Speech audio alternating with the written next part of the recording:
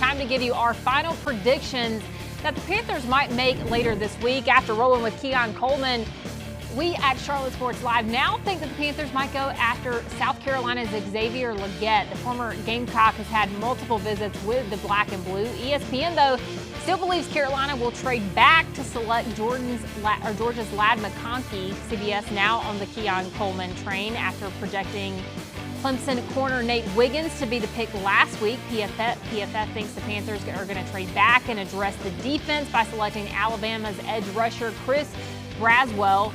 And the Draft Network is staying consistent with Xavier-worthy prediction. The Athletics following suit as they're still high on the Panthers taking McConkey.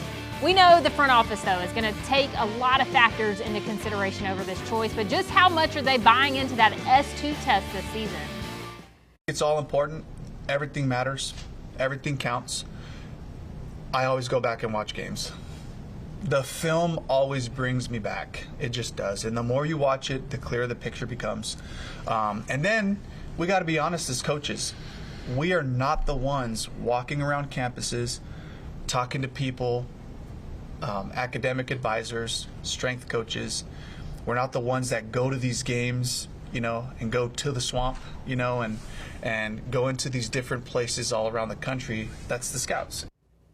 So I was actually happy to hear that they don't put so much emphasis on the S2 test. I think it's a good tool to use when you're assessing people, but you do want to really go into this and look at the film like they were doing. But I think with the Legette, it's an interesting pick, I think, and obviously there's a lot of reports out there right now saying that this could be a match made for heaven. No, absolutely. I mean, you have a guy that's from just across the border in Mullen, South Carolina, played his ball at South Carolina, and really came on strong this year. Great blend of size and speed, 6'3", almost 230 pounds, over 1,200 yards receiving. So really a guy that has a good combination, can run routes well, can go up and get the ball, but somebody that this team needs, somebody that can just go down the field, run good routes, get separation, and go up and take the ball from a defensive back. So I think he would be a great pick. Now, when you look at what he did in the 40, running the 4.39 with that size and those stats, he might have worked his way into the first round, but I know Carolina's definitely hoping that he'll be there right at 33, but they could possibly trade up to get him, but I think he would be a great fit here in Carolina. Yeah, so many reports saying that they've met with him a lot, so it's obviously there is interest there at least. Yeah, so we'll see if they go that route this week. And could the Panthers be looking for a center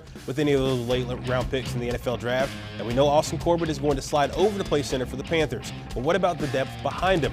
Coach Canales told us last week that one of their goals as a staff is to challenge the guys on the current roster, and they always want to do that by either bringing in competition through the draft or through free agency. I don't want any of our players to just be complacent and just be sitting there like, hey, I got this, no big deal. It's like, hey, no, we're growing.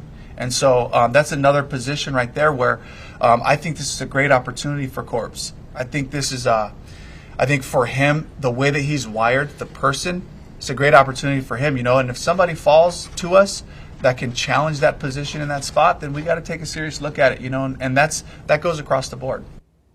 And we are your official home of the Panthers, and that means the most extensive draft coverage in the Carolinas. Join us April 26th at 7:30 for our Panthers draft special. We'll analyze Carolina's second round pick selections, plus bring you exclusive interviews with the team. That's April 26th at 7:30 here on Fox Charlotte.